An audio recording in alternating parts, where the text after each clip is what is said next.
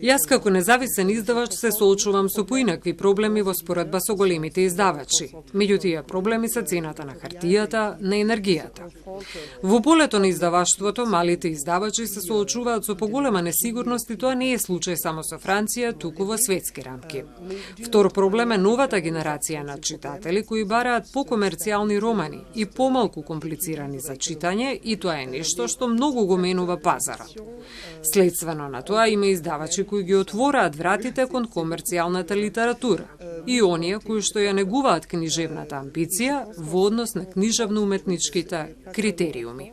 Имаме многу широка, многу убава програма за 50 годишнината која започна ова пролет, ние ќе продолжи ова есен, кој што активности во најразлични сектори, посебно на полето на книжевноста. Ние минатата пролет го имавме еден од најголемите француски писатели кој што имаше доби гонкурава награда, тоа е господинот Матијас Сенар.